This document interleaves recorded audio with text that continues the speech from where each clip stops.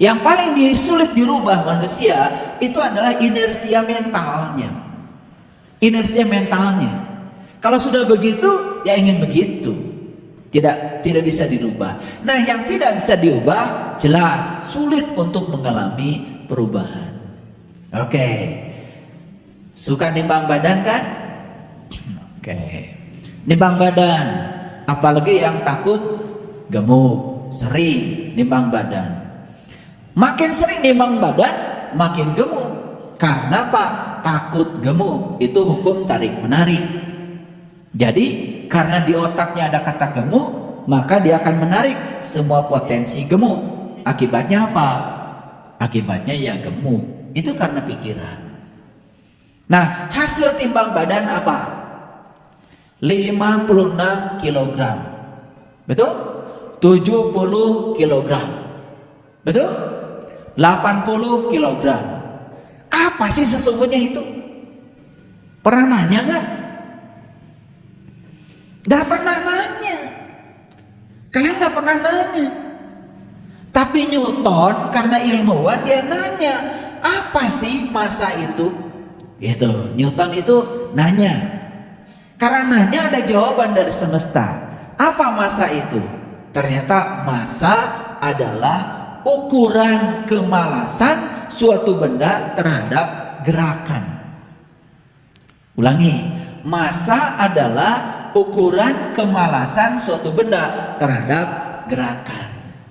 Makanya yang massanya besar 80 kilo, 90 kilo, apalagi kalau sudah 200 kilo, maka dia makin sulit bergerak.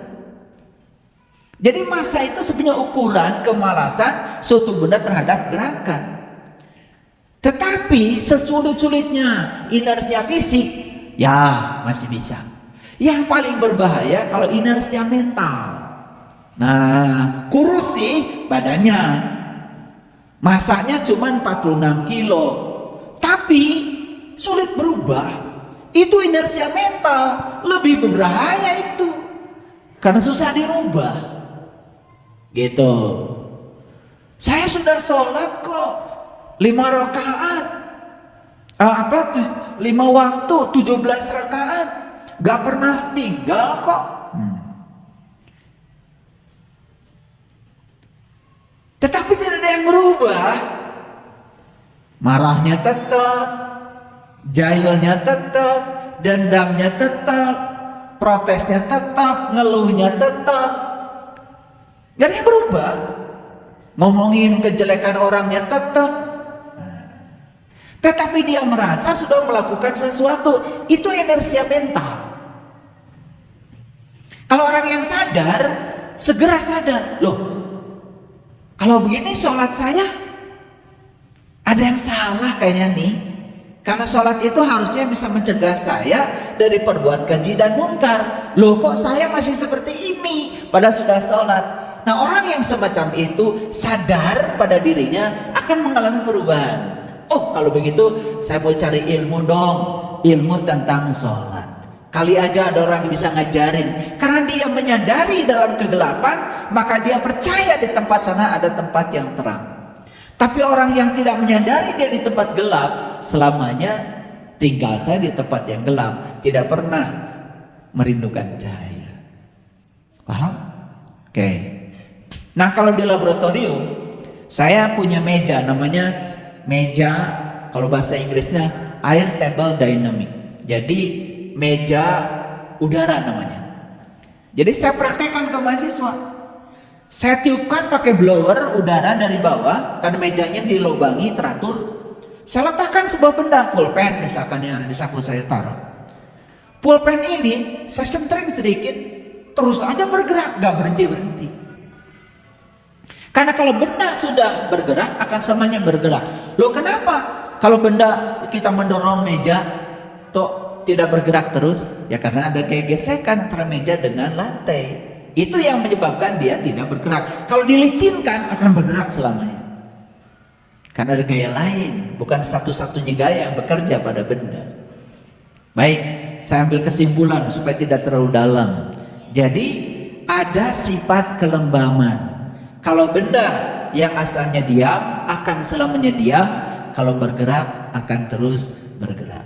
Jadi perubahan itu yang paling sulit itu sebetulnya awalnya saja.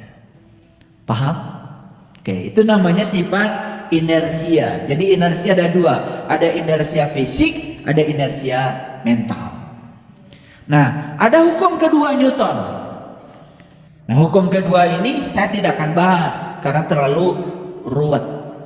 Pokoknya kuncinya adalah setiap ada resultan gaya yang bekerja pada suatu benda, maka benda akan bergerak. Benda akan dipercepat. Benda akan mengalami laju perubahan momentum. Itu kata Newton. Lupakan aja, pusing dengernya. Dan saya tidak akan bahas itu. Cuman kuncinya adalah ketika kita mau bergerak, otomatis harus ada gaya. Harus ada energi yang bisa membuat kita bergerak. Itu aja kuncinya, ya. Karena kalau pakai rumus, ya, rumusnya sigma F sama dengan ya ddt dari M dikalikan V, pusing kalian. Pusing. Oleh karena itu kuncinya sederhana aja. Kalau ingin bergerak, berarti harus ada energi yang menggerakkan kita. Itu aja kuncinya. Nah, makanya hukum Newton yang kedua bicara tentang percepatan. Nah, percepatan itu apa? Percepatan ini kalau mobil nih, mobil digas kan semakin cepat. Artinya dalam waktu dalam jarak 1 kilo, asalnya ditempuh 1 detik, ini 1 kilo ditempuh hanya 0,5 detik. Jadi artinya waktunya dipersingkat tapi jarak yang ditempuh sama. Makanya jarak Bandung-Jakarta, ya, kalau kecepatannya 60 km per jam, ya tentu saja perlu 2 jam dong. Tetapi kalau dipacu 120 km per jam, cuma sejam sampai di Jakarta. Itu namanya dipercepat. Jadi dipercepat itu adalah memberikan energi tambahan pada diri agar kita mengalami kecepatan lebih dari kecepatan awalnya. Nah, itulah pentingnya kita ngasih energi tambahan pada diri. Itu hukum Newton yang kedua. Hukum Newton yang ketiga itu berbicara tentang aksi itu selalu menimbulkan reaksi. Aksi selalu menimbulkan reaksi. Jadi tadi ya sahabat kita di luar bertanya sama saya, ayah katanya, kalau kita mengalami sebuah kejadian yang tiba-tiba kebetulan, itu dari siapa itu? Dari saya atau dari Allah? Nah, pertanyaan bagus. Saya jawab, Allah itu nggak pernah ngurusi kamu. Allah itu menciptakan alam semesta sekali saja dengan hukum sebab akibatnya, selesai. Nah, sekarang kita hidup di sini, ya sudah akan terkena hukumnya Allah, hukumnya semesta ini. Jadi artinya sang kreator diri itu bukan Allah lagi, sang kreator diri adalah dirimu. Tidak ada kejadian yang tiba-tiba kita lupa saja bahwa kita yang mengundangnya. Itu aja sebetulnya. Nah, kita kan suka menciptakan bahasa-bahasa yang aneh. Akhirnya pusing sendiri. Sebetulnya apapun yang sedang kita jalani sekarang hanya sedang mengingatkan apa yang pernah kau tanam di kehidupan yang dulu. Supaya kamu ingat, ini loh yang pernah kamu tanam dulu. Gak mungkin tiba-tiba kita panen rambutan kalau gak pernah nanam rambutan. Rek di mana tuh rambutan tak bisa datang ada tuh di pelakuan. Betul? Jadi tidak ada kejadian yang kebetulan. Semua kejadian kreatornya adalah kita sendiri. Disebut tiba-tiba ya karena kita tidak siap. Itu aja. Jadi itu bahasa kita sebetulnya bahasa basi tiba-tiba. Betul? Meninggal dengan cepat. Itu kan bahasa basi. Yang meninggal dengan cepat, meninggal dengan lambat, sarua paek. Apa urusan kamu? Kita sering menciptakan bahasa, lalu diukir-ukir. Kemarin baru saja ketemu saya. Wow, ditambah didramatisir. Yang maut-maut. Menghembuskan napas terakhir ke manakah dia? Gitu. Mau cepat atau lambat sama mati. Nah, didramatisir oleh manusia. Oh, macam-macam manusia tuh. Kalau bikin drama manusia jagonya. Nah, apa pesannya? Pesan hukum Newton tentang gerak ini yang pertama, bahwa sifat alami dari benda itu kalau diam akan selamanya diam, kalau bergerak ingin selamanya bergerak. Sadari oleh kita bahwa kita punya sifat itu. Karena kita juga materi. Yang kedua, kalau kita ingin dipercepat, apapun harus punya energi tambahan. Nah, kita ingin dipercepat, perubahannya ingin cepat, tapi kita tidak mau menghadirkan energi tambahan untuk percepatan itu. Itu yang kedua. Yang ketiga, aksi selalu menimbulkan reaksi. Oke. Kita belajar dari Allah dulu. Belajar dari Allah. Allah itu maha lembut, luar biasa. Saya lemparkan pohon beringin itu pohon beringin itu yang besar itu. Itu waktu saya mau pindah ke Sariwangi, itu tahun 2009 ya.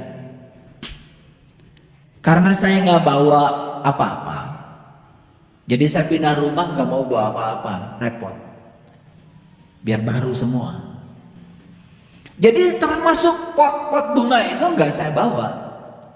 Nah, itu saya lemparkan dari rumah saya ke situ. Pohon beringin itu dari pot, lemparkan. Coba sekarang sebesar itu, lihat tuh pohon beringin. Akarnya sudah mengunjam. Jadi kurang lebih berarti itu sudah 2009 sekarang 2022, berarti sekitar 13 tahun. Saya mau tanya sama kalian. Itu pohon beringin sekarang sedang tumbuh enggak? Tumbuh. Kelihatan enggak nongolnya daun? Terasa enggak membesarnya pohon? Padahal tumbuh, padahal berubah. Cara Allah menumbuhkan pohon itu begitu lambatnya sampai kita tidak terganggu. Itu yang disebut dengan proses kuasi statik. Kuasi itu artinya pura-pura, statik itu diam. Pura-pura diam padahal bergerak. Kuku kita tumbuh nggak sekarang? Coba kalian siapkan waktu sehari saja, tinggal liwat kuku. Ti isuk nepi ka sore 12 jam tong ke mana-mana. Ya. Dalam 12 jam kita tidak melihat pertumbuhan apa-apa. Tetapi dalam 2 minggu kita merasakan kuku kita tumbuh. Itu ubahnya Ayah Wardi. Kan tidak langsung malamnya hitam, besok putih semua. Sieun atuh. Betul nggak? Itu tumbuhnya tuh pelan-pelan. Betul nggak? Hiji cabut, hiji cabut, isuk mah jadi 3, pageto jadi 5. Tuan ide nyambut. Dalam udah cabut kabeh, rambut. Jadi prosesnya itu tidak mendadak. Cara Allah merubah prosesnya itu bersifat kuasi statik. Masih ingat gak kalian?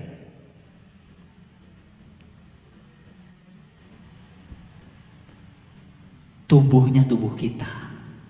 Coba dari kecil. Makanya ada peribahasa Cina yang bagus. Alam itu tidak pernah terburu-buru, tetapi mencapai. Karena yang bisa mencapai itu yang tidak terburu-buru. Yang terburu-buru malah tidak mencapai. Karena apa? Cilaka. susut nih sebab motor tenepi kan itu nggak boleh di jalan. Betul nggak? Semua kecelakaan itu sebenarnya kuncinya satu, terburu-buru. Gas pugu ada sen mobil belok kiri. Eta masih ngajakan ke kiri eta motor.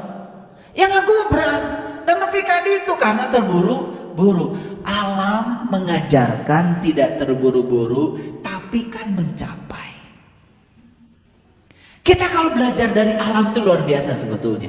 Jadi buat apa terburu-buru? Toh justru yang tidak terburu-buru yang akan mencapai. Yang terburu-buru nggak goler.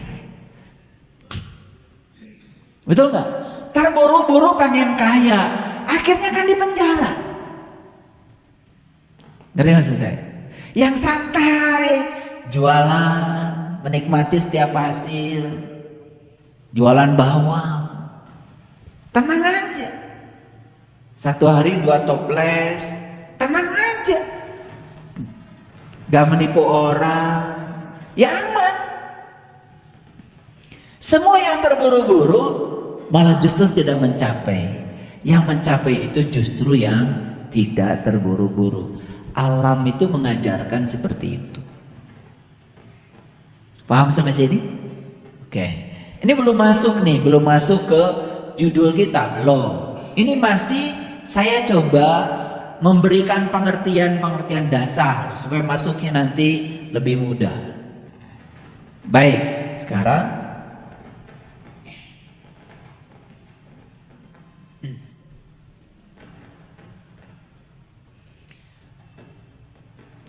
alam mengajarkan seperti itu.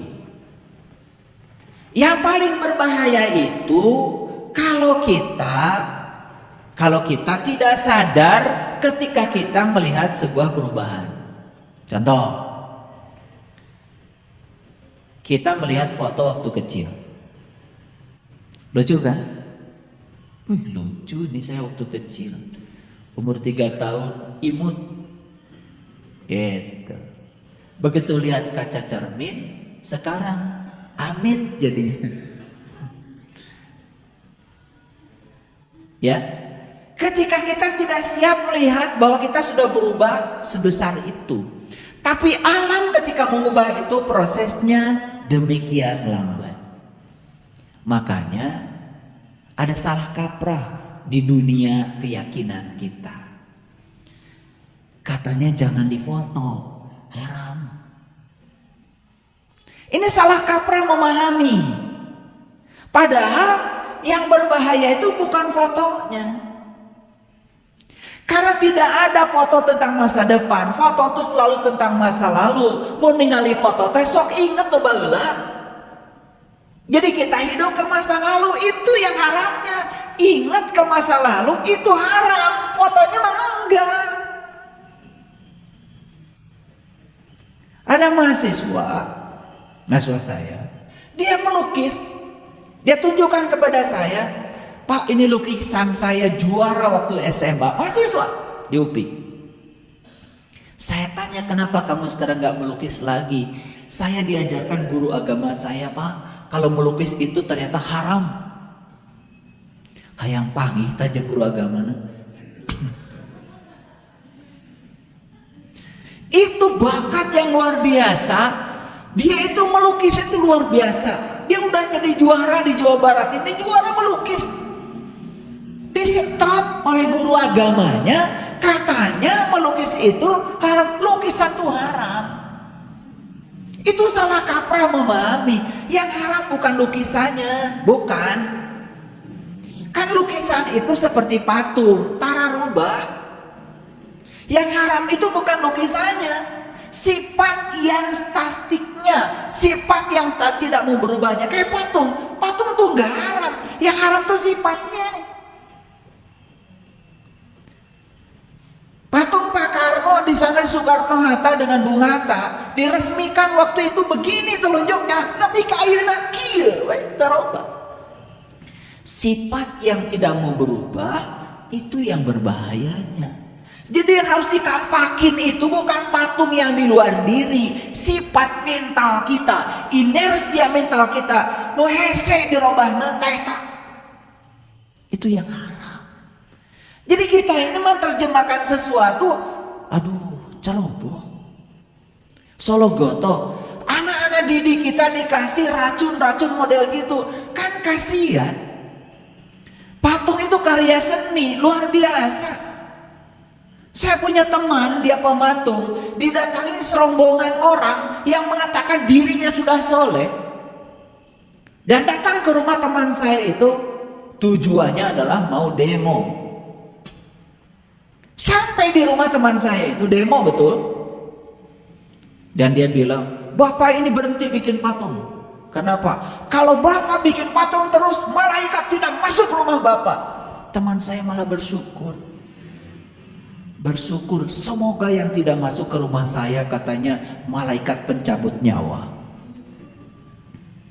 Bahkan saya tidak akan mati-mati selamanya. Ini adalah demo yang didasarkan oleh kebodohan. Mari kita buka nanti ayat-ayatnya. Betul, Nabi Ibrahim pernah nampakin patung. Tapi patung apa yang dikampakin Ibrahim? Berhala apa yang dikampakin Ibrahim? Apakah itu yang materi? No. Ibrahim pertama ngampakin patung yang ada dalam dirinya. Sifat yang sulit berubah pada dirinya. Itu yang sangat berbahaya. Sifat inersia mental yang ada pada dirinya. Itu yang berbahaya. Inilah sebetulnya titik awal kenapa saya hari ini mengusung sebuah tema besar. Namanya adalah perubahan. Dan perubahan itu memang ya sulit di awalnya, berantakan di tengahnya, tetapi indah di akhirnya. Makanya gali sumur jangan berhenti di tengah. Kalau kalian gali sumur berhenti di tengah, ya sudah, badanmu kotor sama tanah. Dan itulah kebanyakan sekarang perjalanan kehidupan kita. Belajar spiritual berhenti di tengah. Belajar apapun berhenti di tengah, bolokot. Belajar apapun berhenti di tengah, berantakan. Belajar di sini, belum selesai sudah pindah ke sini, belum selesai pindah ke sini, terus aja shopping buru. Bolokot, gak kemana-mana. Seperti menggali sumur. Lihat penggali sumur, begitu ada batu, terus saja dia upayakan supaya batu bisa ditembus, tidak pindah ke yang lain. Karena apa? Ketika dia tergoda, udah pindah ke yang lain aja. Ini ada batu. Orang yang penggali sumur dia sudah punya pengalaman. Ketika pindah ke sana pun siapa tahu dapat batu yang lebih besar, maka dia nggak pindah, hantam saja terus sampai akhirnya bertemu dengan air. Begitu bertemu air, semua kotoran yang ada pada tubuhnya dilumatkan sama air. Bersih badannya. Itulah kalau belajar selesai. Nah, belajar kayak kutu loncat. Iya. Baru sebulan 2 bulan belajar dengan saya, besok udah ngilang. Udah ada tempat lain lagi. Belajar yang berbeda lagi. Reka mana? Itu karena terburu-buru. Ingin cepat bisa. Ingin cepat sakti. Ingin cepat kaya. Ya. Makanya saya sering bertanya, kalian bertemu dengan saya mau apa? Ya kebetulan katanya ya, saya usaha bangkrut, keluarga bangkrut. Terus saya belajar sama ya guru. Saya bilang, kalau kamu tetap bangkrut belajar dengan saya, kamu akan menghujat saya. Kalau belajar dengan saya membebaskan bangkrut, saya nggak terima. Tapi kalau ingin belajar dengan saya, ingin kenal jati dirimu yang sebenarnya, hadiahnya nanti bangkrutnya hilang, saya terima. Itu niat. Jadi kalau niat awal belajar, ya meniti ke dalam diri, ingin bengar, ingin sakti, udah nggak usah ketemu saya. Saya tidak akan mengajarkan itu. Saya akan mengajarkan kamu jadi manusia biasa, tidak mengajarkan kamu jadi manusia luar biasa. Di Baledog getihan, belajar dengan saya. Di Kadek rahet, belajar dengan saya. Saya tidak akan mengajarkan ilmu-ilmu yang kayak gitu ya. Di Golok gak mempan. Buat apa ilmu itu? Ilmu yang kayak gitu ya, itu hanya dipelajari oleh orang-orang yang takut karena dia mau melakukan kejahatan. Makanya orang yang digolok gak mempan, tinggalnya di mana? Pasti juga di terminal. Orang yang baik tidak pernah takut. Karena apa? Dia tidak pernah belajar digolok tidak mempan. Dia belajar gimana caranya supaya orang lain gak ada yang ngegolok sama dia. Itu ilmu yang benar itu. Itu namanya ma'rifat rububiyah. Itu ma'rifat akhlak namanya. Salah alamat kalau belajar dengan saya ingin sakti. Salah alamat. Belajar sakti cari aja ilmu-ilmu rendahan. Dan sekarang ini masyarakat kita kan tertipu. Dikiranya orang yang sakti itu belajar ilmu tinggi. Orang yang sakti itu orang yang tidak siap untuk mengalami perubahan. Makanya orang sakti pasti didatangi oleh orang-orang yang mengalami inersia mental, yang ingin jadi pejabat, terus menjabat seumur-umur. Pasti orang sakti mendatangi yang begitu. Makanya saya nggak laku, nggak pernah ada yang datang sama saya. Karena apa? Kalau datang sama orang sakti, nih baru 1 periode. Kahoyong Bapak, kalau bisa 10 periode. Insya Allah Pak, siapkan aja kambing hitam, ayam hitam. Iya. Yang diminta juga kabeh poe.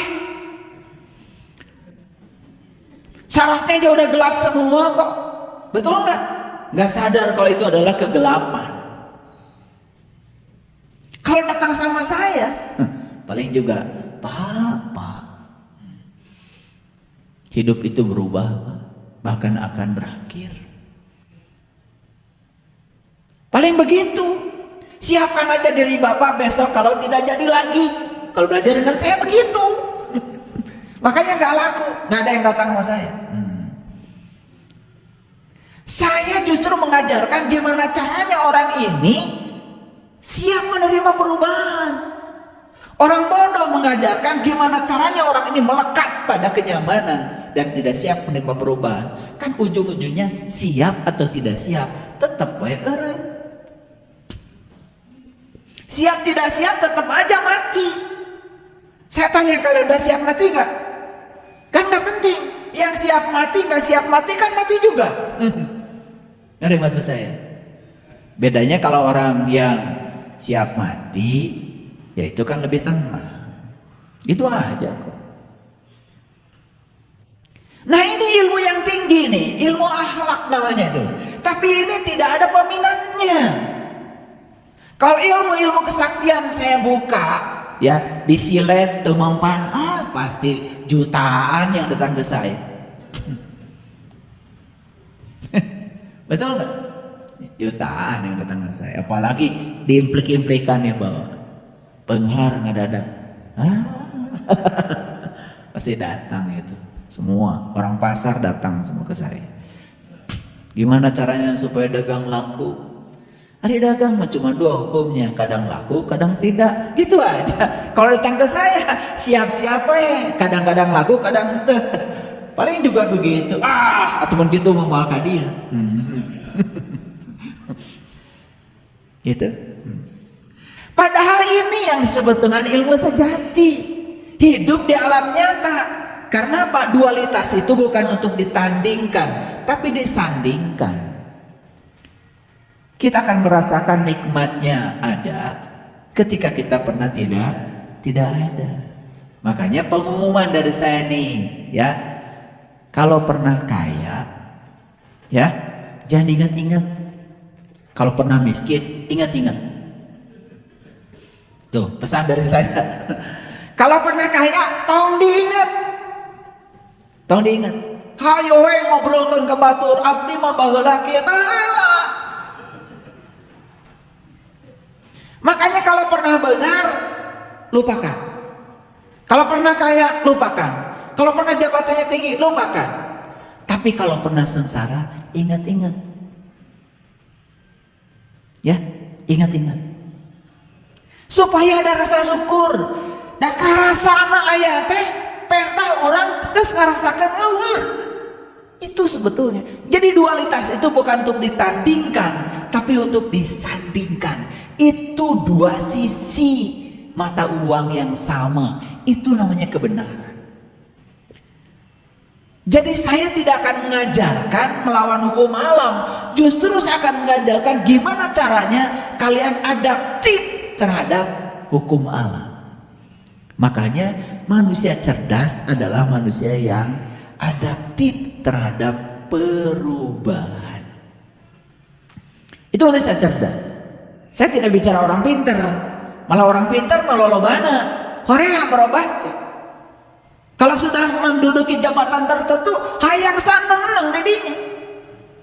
Nyogok situ, nyogok sini. Betul nggak? Iya. Cari dukun situ, cari dukun sini. Macam-macam yang dilakukan. Luar biasa. Ya? Oke. Siapkan diri kita untuk perubahan. Karena apa? Karena hidup itu adalah perubahan. Orang cerdas adalah yang adaptif, mudah beradaptasi pada setiap perubahan. Paham? Oke. Baik, hukum Newton sudah selesai.